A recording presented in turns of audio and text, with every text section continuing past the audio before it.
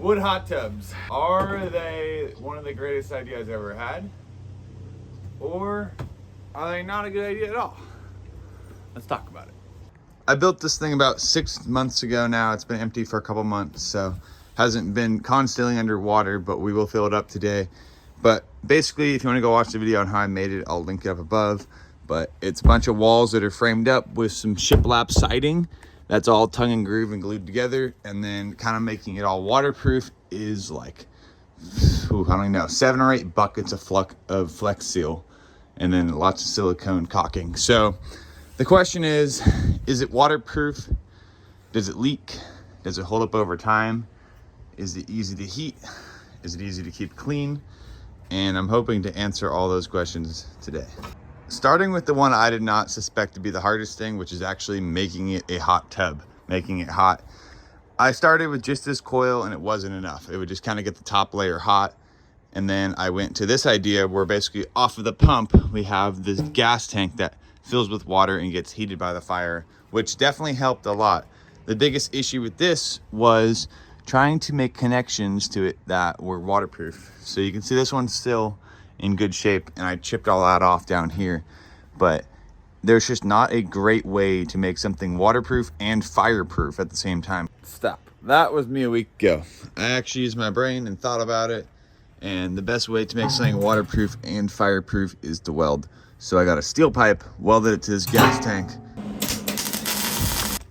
welded up this other side, and then also got myself a barrel here, so we're gonna have a more contained fire.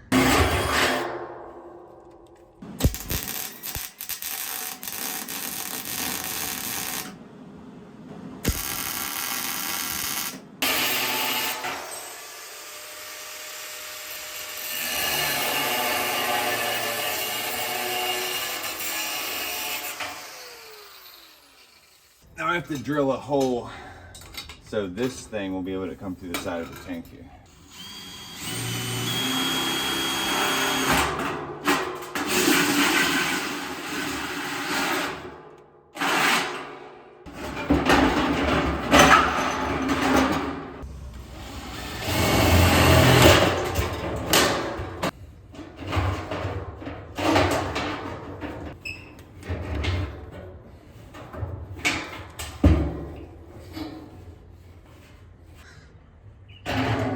Got all that nice and tight, and I'm just gonna stick the copper pipe inside of here so it clicks. Maybe click. I thought these usually clicked, but it does not appear they do, and as long as it doesn't pull out, it should be good to go. Then we'll take our gas tank water heater, stick it through the side there, have that sit right on top of it. Final step here is now we just need to get this pipe up and over so the cold water can drop into the bottom of the tank like that.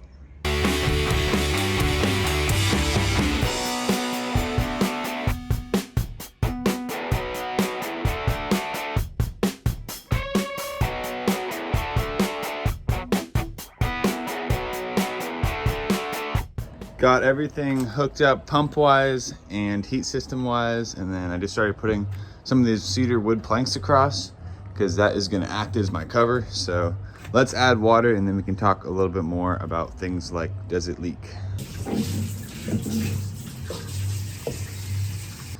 Only got filled up a couple inches, and since this thing has shifted and kind of warped and whatever it does because it's wood, as it expands, you can see we have 2 little leaks right here, so I'm gonna stop filling it up, get those figured out. And basically the deal is with this thing is it randomly gets different leaks over time, and you kind of just have to keep patching them. The hardest part though is you can't really patch a leak unless it's empty. So like all that water I just put in there basically has to come back out now. And then think about if you have an entire tub full, it gets very wasteful very quickly. We also have a little leak over there I need to patch.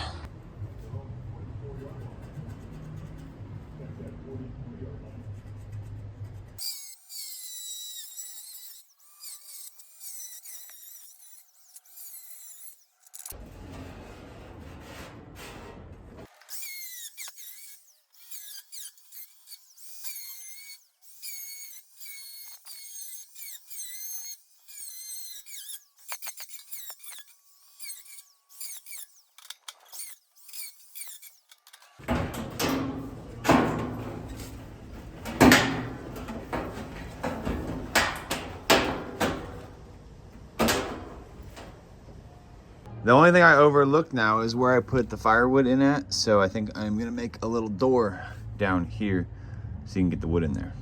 Yeah. Not the prettiest door in the world, but it'll do.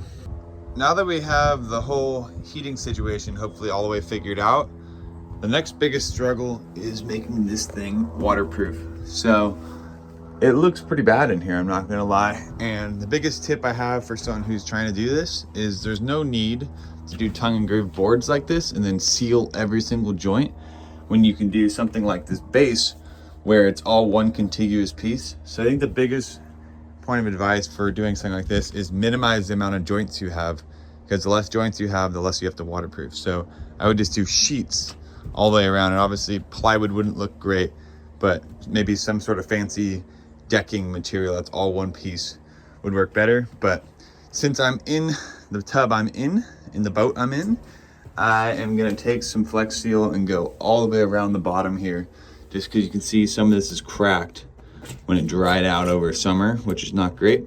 So I'm gonna give a whole new seal around the bottom, and then this one is the only other one that cracks, so I'll seal that back up, and then hopefully we'll be good for waterproofing.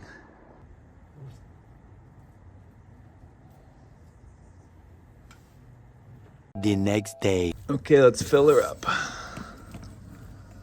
So far, so good with no leaks yet, but got a long ways to go. Got it pretty much at max capacity here. You can hear the tank filling up backwards here. So I'm gonna go ahead and turn on the pump and we'll see what happens. This pump does not run at very much pressure, but I think that's all you need right there. Yeah, and then it's pushing out right there. Now we also can open up this valve, which will start letting the water into the gas can here.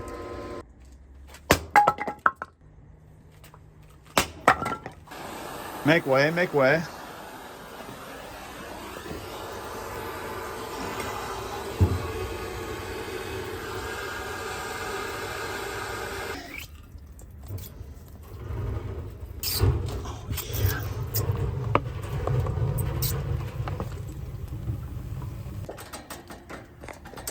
So you can hear this pipe is really bubbling.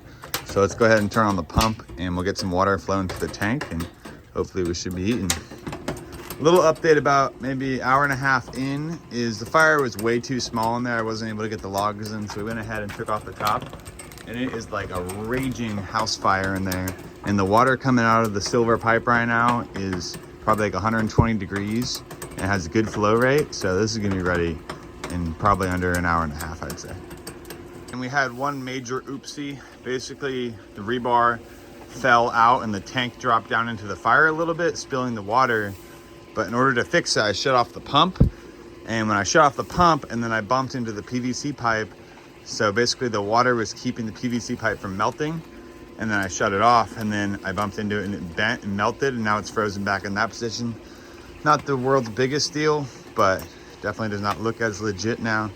But I'm just continuing to feed this pretty unruly fire, I would say, and just give it absolutely everything I can to get maximum heat here.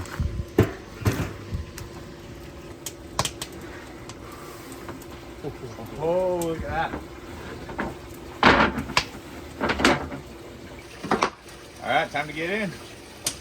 All right, I'm testing the water temperature. No, hold your hand. I don't want to hold it. It's kind of burning me. Your hands underneath it, man. Dude, it's gonna burn me. Oh my god, dude. All right, good news. The hot tub got up to about 99 degrees. You can see very accurately there on the scale. It appears that the copper poisoning has gotten to my friend. Well, boys and girls, there you have it. We built the wood hot tub. Has a lot of pluses, has a lot of minuses, but I think this is our final soak of the century, so it was a good run. Do the punch the camera. Oh no, it's not over. The video's not over.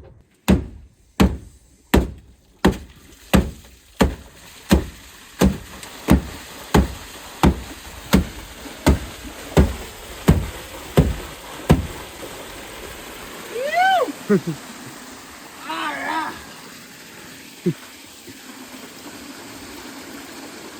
hope nothing's plugged in. Oh my god.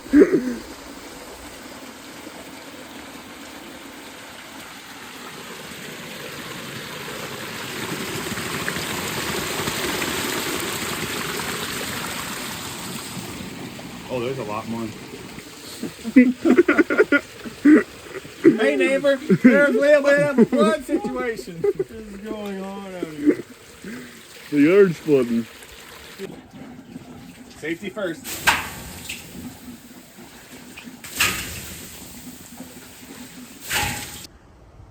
I know it might be surprising to some of you that I put holes in the bottom of my hot tub and I'm about to take it all apart, but it has served a good, useful life. In the location it's at, it's just not enough room for me to continue to work on it. You can see the fire was too close to the hot tub there and it all kind of got burned up a little bit. It's also too close to the house and too close to the fence. So this area is really not big enough, but it definitely was fun while it lasted. My biggest tips are to minimize the amount of joints you have for sure. Using solid pieces all the way around. Figure out the most efficient way to heat it. The gas tank was pretty efficient. The coil got all smashed, not very efficient, but I think even better than this could be having another barrel inside the barrel and have the entire surface area getting heated. But you really have to maximize efficiency and also minimize the amount of water you have. So there's no reason to have a bunch of empty water, a bunch of space where water can fill up underneath these seats, because the less water you have, the easier it will be to heat it. But it is time to take this thing apart and say goodbye.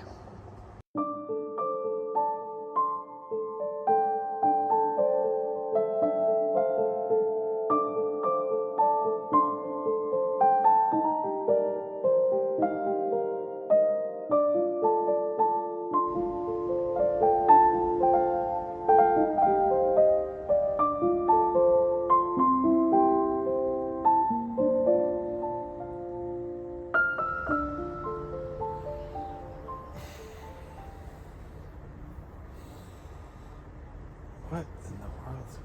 That was a weird dream. I thought it was in a wood hot tub with a fireplace. Oh, I'd sleep.